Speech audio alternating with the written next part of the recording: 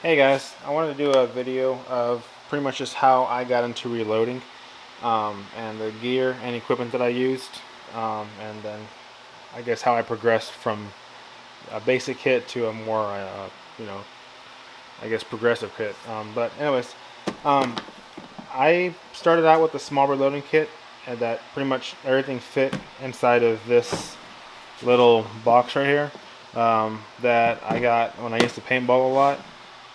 You can pick these up at Cabela's, Bass Pro Shop, uh, probably Academy, Walmart maybe. Anyways, they're great cases if you're gonna kind of follow this kit. Again, this is my personal preference. I know there's 1,000 other ways out there to do it, and 1,000 other tools out there you can get. But this is just what I liked and how I got into it. But yeah, let's just dive in. I started out with a Lee hand press. These go for about, well, when I bought mine it was about 50 bucks. I think now you can get them on Amazon for 25 to 30 bucks. I've honestly, no BSing around, loaded about 4,000 to almost 5,000 rounds through this thing, all by hand. Everything from 223, 45 ACP, 300 blackout, and 40 Smith & Wesson. Have all been loaded just using this.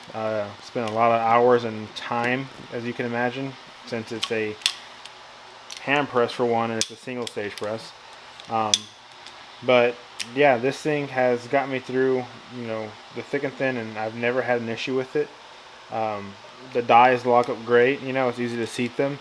It's easy just to maneuver as long as your cases are lubed. If you're using, a bottleneck type casing, i.e., 308, 300 blackout, 223. But yeah, that's how I started. I also recommend getting a bullet puller. This one's the Frankfurt Arsenal. I didn't really think I needed one until you start reloading, and then you get some cases that you size wrong, or seat the bullet too deep or not enough, and you just got to pull it. These are pretty easy to use.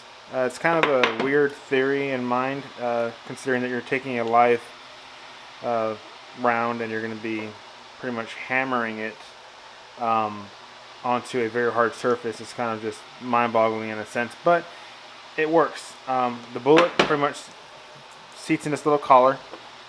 Drop it in there, and then you just tighten this cap down. And how it works is that whenever you hit this, it's going to use inertia. As you hit this, obviously inertia is going to pull the lead or your projectile out of the casing, and then it's just going to drop it, right into there. So you'll have your lead, powder, everything's preserved, even your casing and your primer. I've used this thing a lot. I've only had one scary instance where a primer actually went off. Thank God it never ignited the powder. I don't know how it did not ignite the powder, but the primer went off, popped up, and I about dropped this and ducked for cover just because you don't know. But that's the scariest thing I've ever had happen. But yeah, keep in mind, be safe. Next thing is back on the Lee hand press. It came with a priming tool. Now you can imagine that this being a single stage press, you're going to be priming one bullet at a time, which takes forever. So I highly recommend going out and purchasing a hand priming tool. I like the RCBS Universal Hand Priming Tool. It's universal for a reason, because these two little lips right here spread apart quite well, and you can prime everything from, your small caliber rounds to, larger rounds, 300 Win Mag, probably 338 maybe. It does come with some, this part right here comes off, this white piece comes out, and then you can set it to do large primers. For now it's set for small primers. But yeah, these are about, I think they're 60 bucks on Amazon, for instance, or Midway USA. On the bullet puller, that was 20 bucks. Probably Amazon. Trays, these maybe aren't necessary, but if you don't want to have to be carefully setting your rounds down and worry about spilling them, uh, they help out a lot. They're cheap. They're about $7 to $8 a piece. I got one for 2 to 3, and then one for 45, which also obviously the 45 will hold 40. 2 to 3 obviously holds probably 9mm. 2 to 3 obviously, and then my 300 blackout. Those are great to have. Calipers.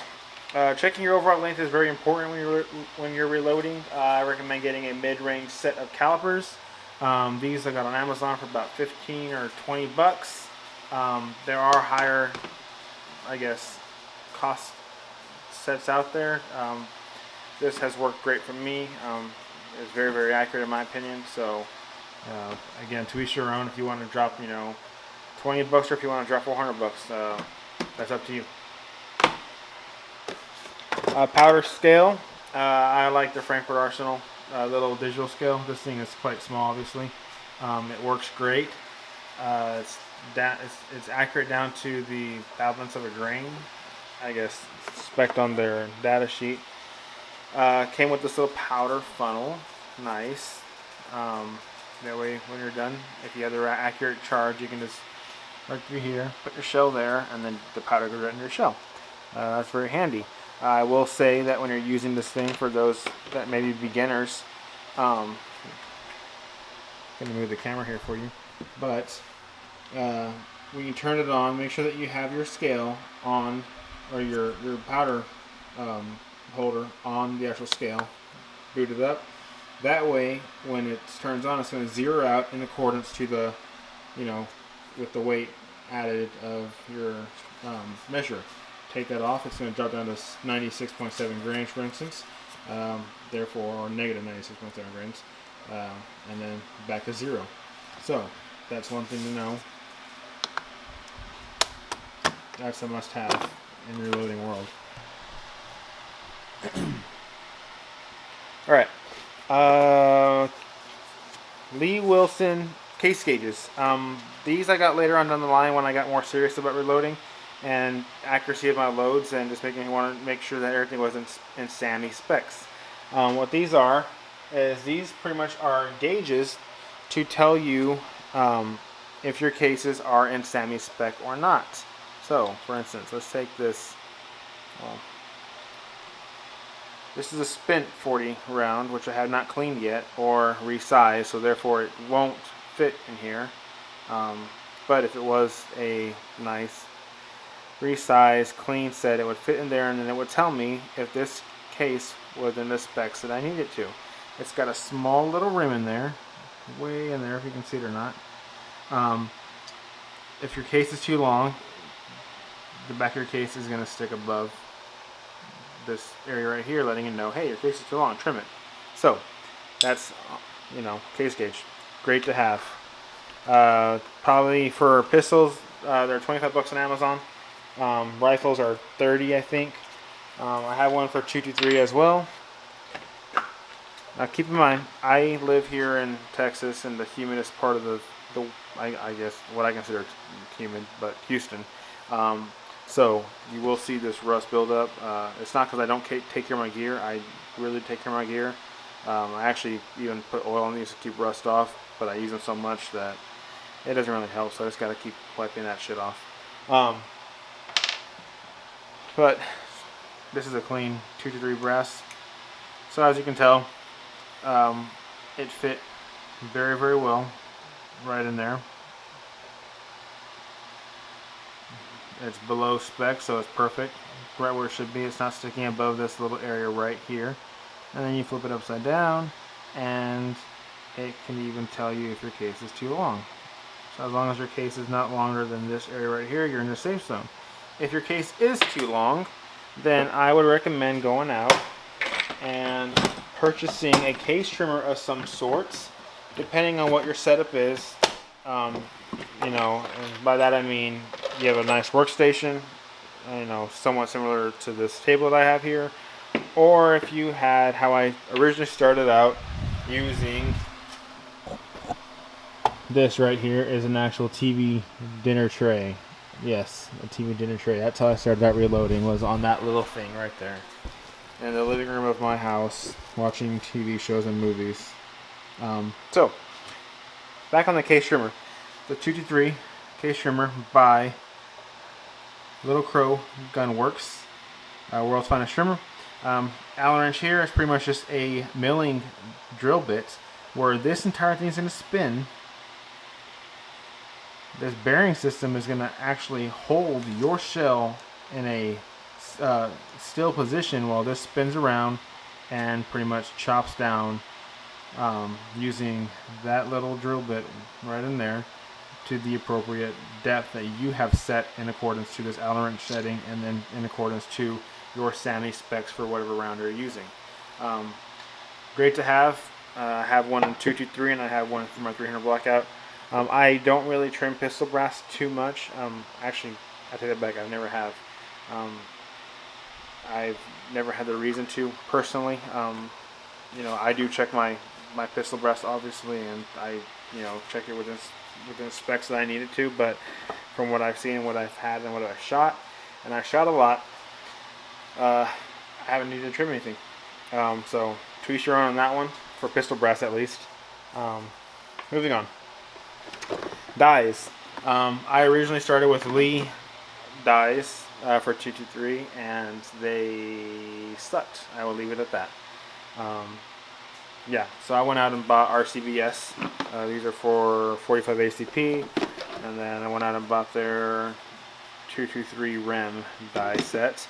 A note on pistol dies is you'll see carb TC set on some of the boxes. Carb is carbide. TC is, I forgot what that means. It's taper crimp for your rounds. For pistol brass, carbide is the best way to go in my opinion, because you do not need case lube. Case lube can be a pain to either purchase or to deal with when it comes to using and buying it. It's just annoying. For pistols, or I'm sorry, for rifles, you will need case lube, just because anything with a bottleneck, you're going to need to lube your dies up or your shells up to make the resizing process a ton easier. If you neglect case lube, you will get a stuck case in your die, and that can be very painful. Those that have experience know. So what happens when a stuck case gets in your die? Yes, this is pistol, this is carbide, but I'm going to use that example because right now my 223 are set up on mine, Dylan over there. What happens though is, we'll say for instance, this 223 brass got stuck in here and it gets wedged. You can try grabbing pliers and pulling it out, it's not going to budge. You can try disassembling your entire die, that case is going to stay stuck in there. Now, RCBS does sell a stuck case remover. I think they run about $25 or up. I don't know because I didn't buy one. I went out and made my own. It's very simple to make if you have the appropriate tools. So, here's what I did. I got from Lowe's a little threading kit. Simple enough. I took the appropriate size drill bit. Simple enough. I found a screw with the appropriate size threads, and I took a ton of washers, and I took a 13mm socket, which, let's go bring that die back out, which sits perfectly on the mouth area of the die. Now, what you do is, if you have a stuck case, take your drill, which everybody should have a simple, cordless drill. You're going to drill the primer pocket out, and then you're going to sit there and you're going to thread, and then back it out, thread, back it out, all the way up until you get to right about the end of your threading tool. And then, after you're done with that, and we'll say that this is still stuck in there like that, you're going to take this, place it on there. Now obviously if this is a 223, it's going to be more like down here, right? So take that, put it on there, You're going to take your washers, you know, however many you have, however many you need, however long your screw that you ended up using is. Mine was a little too long, so I went ahead and used about 5 washers in total.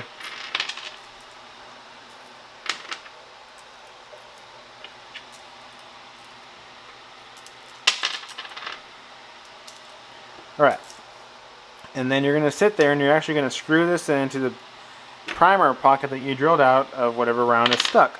As you're screwing it in, it's going to get really tight and hard to screw, and what's going to happen is pretty much that threading is going to lock in place and it's going to start pulling this shell out, all because this is pushing down. So simple physics. It's going to pull it out, push it down, and then this entire unit with that shell is going to come out just like that. And all you got to do is take some pliers, crimp this bad boy down, and unscrew it. Now, if, for instance, you disassemble your die and your little priming pin and your little internal sizing part of your die fell in your case, I recommend having a good pair of pliers that can cut through the case in order to get those pieces out, because you are going to need them to reassemble your die. If you don't have those pieces, a small pipe cutter has worked wonders for me. Simple enough like that. A little brass craft pipe cutter. This is brass, by the way. Put that in there, lock it down, rotate, trim until that thing comes off like a can, and then dump it out. This goes in the trash or recycling, however you want to do it, and then you can reassemble your die and continue on your reloading process. But back on the case lube, is if you use enough case lube on your cases, you are good. Now, since we're talking about case lube, I bought this about, I don't know, 5 months ago, and I do not like it. 2 fluid ounces cost me almost $8 at Bass Pro Shop. Bass Pro Shop is a ripoff for buying anything other than, yeah, Bass Pro Shop is a ripoff. So, what I did is I Googled and looked at homemade case lube. And I saw a couple of YouTube videos out there, and what I went out and did is copy that YouTube video. I bought myself some heat and some liquid Nanoline off of Amazon. So, pretty much Dillon Precision, or Reloading, however you want to say it, has their own case lube that they use, and it's a pretty good case lube from what I've heard. I've never bought it, but I watched YouTube videos on it, and I was really impressed with the results of how it works. So I went out and I'm going to try it. This is a 4 fluid ounce bottle of liquid Nanoline. It cost me $9 on Amazon. This is 12 fluid ounces of ISO heat, pretty much the equivalent of 97% plus isopropylene alcohol. Just some really pure stuff. This is $2 at Walmart. This is in the car section of automotive. By like where they sell STP gasoline additives. That's pretty much what this is. Injector cleaner, ISO heat. So the mixing portions, from what I've heard, is 10 to 2. So pretty much this entire bottle and about 2 ounces of liquid Nanoline. And to a spray bottle, shake, however you want to shake it. I don't really recommend vigorously, but just shake, stir, I guess.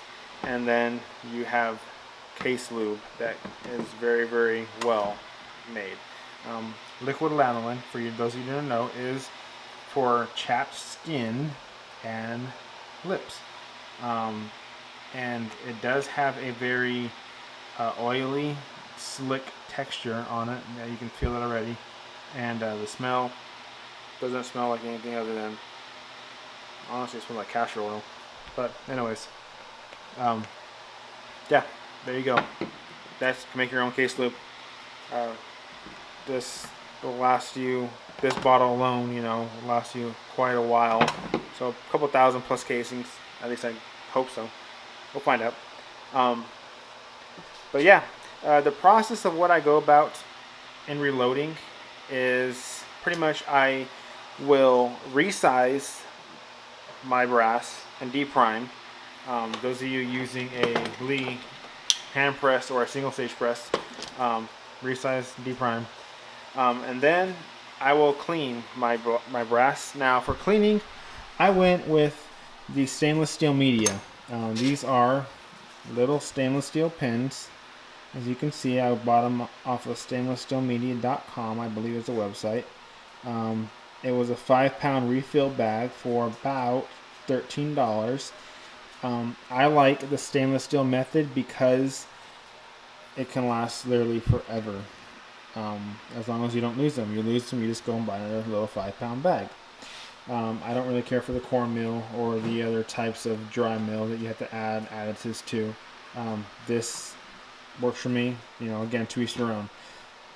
This is a tumbler, or the canisters for a tumbler that I got off of Harbor Freight for about $50, I believe at the time, or maybe it was on sale.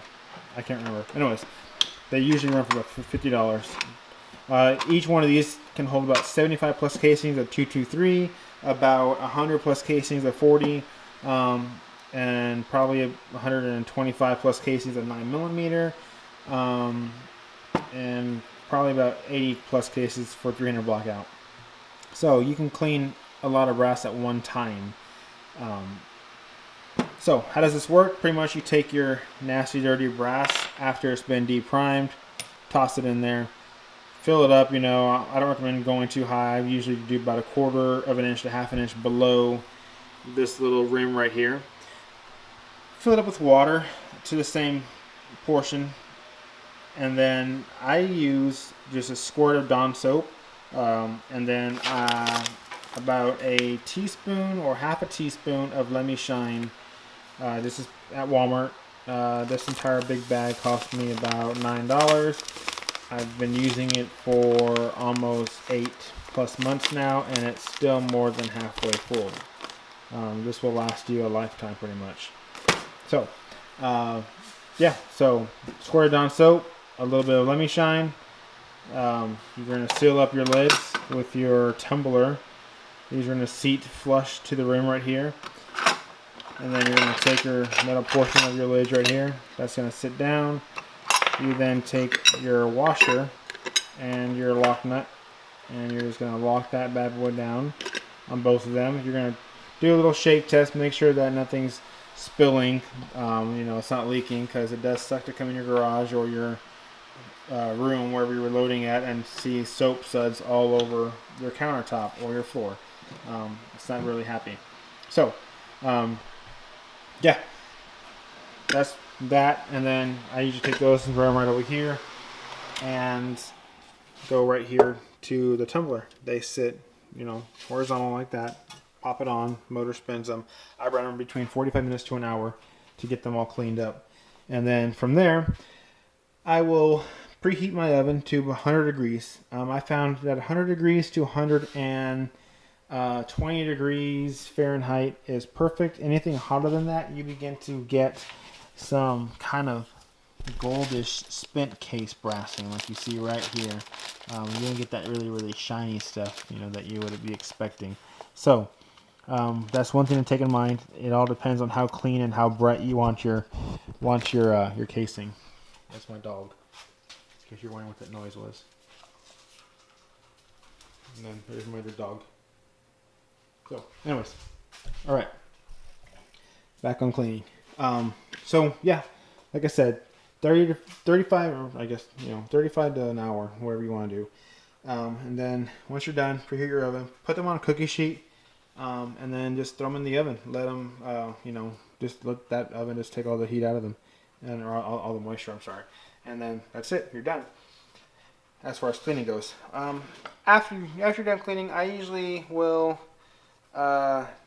check my cases, you know, make sure there's no cracks in any of them, so on and so forth. You can do that beforehand if you like to. I usually find it easier to do it afterwards because I'm usually at that point getting ready to prime and start actually the reloading process. Also at that point you can also run them through your case gauge if you like, and then see if they need trimming. If they need trimming, you know, trim them.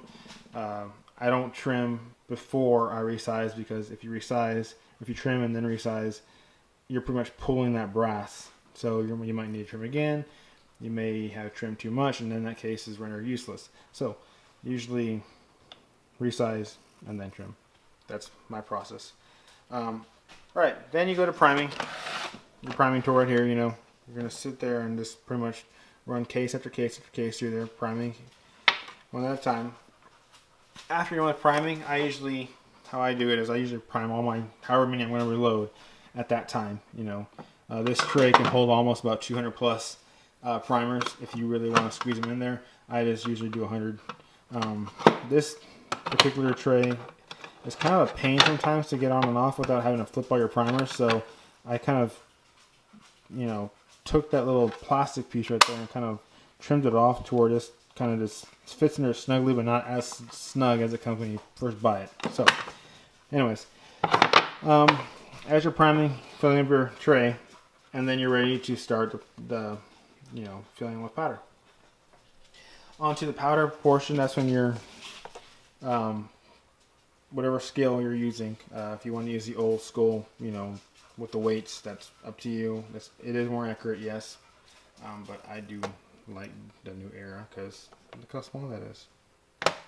So, anyways, that's when you set your initial charge in your powder measurer. I don't recommend buying this one. This is Lee, and it's what I could afford at the time. Again, I don't recommend buying it. It spills a ton, obviously. That's what you can get in here. That's just powder, just spilt powder.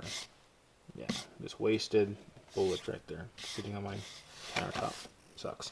So, spend the money. About 70 to 80 bucks gets you an RCBS. Which are very, very good. They don't leak hardly as much from my experience of a friend of mine that had one. But yeah, I keep this here just to look at it and think, yeah, I'm glad I don't have to use that anymore because I got that. So, anyways, yeah, after you prime, or sorry, after you use your powder, you are ready to start the bullet seating process. And then at that point, you're going to drop in your bullet seating die and you're going to continue on. At that point, that's when your calipers come in handy. You can measure your case overall length, which is very, very important. And I follow the Sammy specs. That does say Lee on there because that came with my dies, and I just kind of keep it just as a quick reference. But you can just download the actual Sammy specs online, like I have here. I keep a printed out reloading manual for everything that I load. So you have here 300 blackout. This is from Sierra's website.com. It's got their Sammy specs on there. You know, you got your 308 caliber bullet. You know, you got your .378 on your base, and then it also tells you your case overall length, where your neck should be at, your max, so on and so forth. So, companies, reloading websites have a ton of data on them. Use them to your benefit. I've never bought a book. That's my personal, you know, I guess, take on things, because the internet has pretty much everything I need. So, like I said, I keep this here in my garage and I look at it every single time I reload. Hodgdon's website also has a awesome system where you can put in the caliber that you're loading, the weight of the grain of the bullet, what kind of powder you want, and it's going to spit out pretty much your exact load data for that. So, for instance, here we have 185 grain Hornady bullets, you know, and then it tells you your powder. So you got WSF 231, HP 38, so on and so forth. This can tell you your case overall length, or I'm sorry, it's going to tell you your bullet diameter, your case overall length, and what that bullet needs to be at. It's going to tell you your grains. It's going to tell you your velocity, what those grains are pushing out, your max CUPs or PSIs. It's going to tell you your max grains that you should be using, and then the max velocity, and then again back on your max pressures. That's all for free off of Hodgdon.com. So, like I said, use that to your benefit. It's there, print it out, store it away in your garage, and just use it. So, that's pretty much that. That's pretty much the reloading process that I started doing. Again, you know, this is my personal way of doing things. I know there's other people out there that recommend doing things other ways. That's fine. To each your own. But this is what works for me. And after you're done doing all that, have fun, safe shooting, and you know, yeah, keep it real. Oh, one more thing on the stainless steel media. One thing that you might want to have on hand at all times is a magnet, because it sucks like a bitch to drop those. So I carry these two magnets right here on my beautiful shot up steel plate that I found in my backyard in Montana when I was living up there. Yeah, so carry these two steel magnets right here, and yeah, they pick up that stainless steel media perfectly. Because all those pins all over your garage floor really sucks. I do not recommend it. That's what I did for about 45 minutes here the other day, was going through all this area looking for those pins. So yeah, again, thank you for watching. My name is Jeremiah Porter. If you have any questions, please leave them in the comments below. Keep your comments, you know, nice, because we all are just learning. I have a great time shooting. I know that a lot of people out there have a great time shooting. I know that people out there have their own way of wanting to reload. That's fine. I do it my way. You do it your way. Thank you for watching. Peace out.